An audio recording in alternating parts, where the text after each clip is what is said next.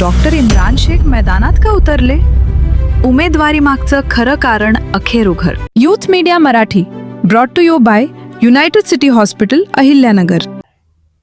लोकशाहीने मला हा दिलेला अधिकार आहे की मी एक सामान्य कुटुंबातला व्यक्ती असेल, मी एक सामान्य मुकुंदनगरकर असेल, मी एक सामान्य नागरिक असेल, हा मला लोकशाहीने दिलेला एक बाबासाहेब आंबेडकरांनी आणि घटनेने हा दिलेला माझा अधिकार आहे की या लोकशाहीच्या उत्सवामध्ये मी माझं प्रतिनिधित्व करावं आणि सामान्य मुकुंदनगरकरांचं प्रतिनिधित्व करण्यासाठी एक माझी उमेदवारी पेश करावी.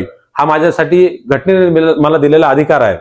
मी तुम्हाला सांगू इच्छितो की मला एक सांगा की 20-20 वर्ष जे लोक नेतृत्व करतायत, नेतृत्व केल्यानंतर सुद्धा त्यांना मूलभूत सुविधा, रस्ते, गटर, पाणी याचंच नेतृत्व आज पण करायचं आहे.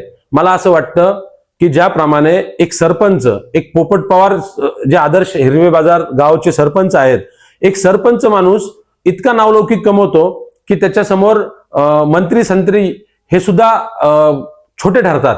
तर त्यांनी एक सरपंच जर एवढं नाव कमवू शकतो तर 20-20, 25-25 वर्ष तुम्ही नेतृत्व करताय. तुम्ही जर आजही या मूलभूत सुविधांचेच नेतृत्व करू इच्छित असाल तर माझ्या मते हे नेतृत्व मला मान्य नाही आणि हे नेतृत्व कुठेतरी खुजं आहे असं मला वैयक्तिक वाटतं. दुसरी गोष्ट, मला एक सांगा की मागील 2 टर्म ज्यांनी त्यांच्या विरोधात उमेदवारी केली किंवा जे उमेदवारी करतायत, मी तुम्हाला सांगितलं हे सगळे आपले भाई बांधव आहेत.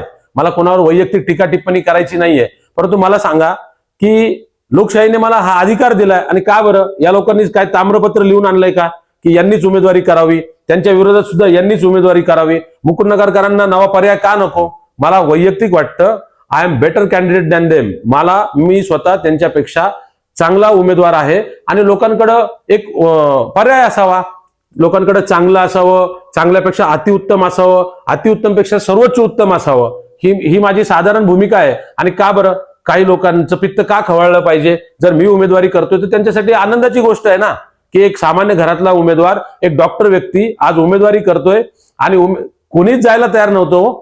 याचं कारण तुम्ही शोधा, याचं कारण मी नाही बोलणार, या कारण तुम्ही शोधा की कुणीच त्या ठिकाणी मी मुकुंदनगर मधल्या 25 उमेदवारांना, जर तुमची इच्छा असेल तर तुम्ही या कॅटेगरीमध्ये या गटामध्ये तुम्ही स्वतः उमेदवारी करा अशी सगळ्यांना काय म्हणू एक प्रार्थना केली, सगळ्यांना एक साथ दिली, परंतु कोणाचाच त्याला ओ आला नाही. मग अशा वेळेस माझ्याजवळ काय होतं, आपल्याकडे एक मानसिकता आहे की भगतसिंग जन्मावा शेजारच्या घरात, पण मला असं वाटतं दरवेळेस आपण शेजारच्या घराकडे लक्ष देऊ शकत नाही किंवा शेजारच्याकडून अपेक्षा करू शकत नाही. जर तुम्हाला मैदानात उतरायचंय तर स्वतःला अग्निपरीक्षेत उतरावं लागेल. आणि मला असं वाटतं हा लोकशाहीने दिलेला मला अधिकार आहे. हा चला ठीक आहे, माझं तुमच्या एवढं मोठं कुटुंब नसेल, मोठं खानदान नसेल, पण मी सांगतो मुकुंदनगर हे माझं स्वतःचं घर आहे. माझं घर छपराचं का असताना मला त्याचा अभिमान आहे. पहिल्या दिवशी मी हाक दिली की प्राऊड टू बी मुकुंदनगरकर. मला अभिमान आहे मी मुकुंदनगरकर असल्याचा. जर मुकुंदनगर माझं घर असेल, या घरात राहणारे प्रत्येक व्यक्ती हा माझा भाई बांधव आहे, तर माझं खानदान छोटं कसं कुठं आलं? माझं खानदान तर पूर्ण मुकुंदनगर हे माझं खानदान आहे, पूर्ण मुकुंदनगरकर हे माझ्या पाठीशी आहेत. तर याच्या जीवावरच मी ही उमेदवारी केली आणि मला घटनेने दिलेला तो अधिकार आहे.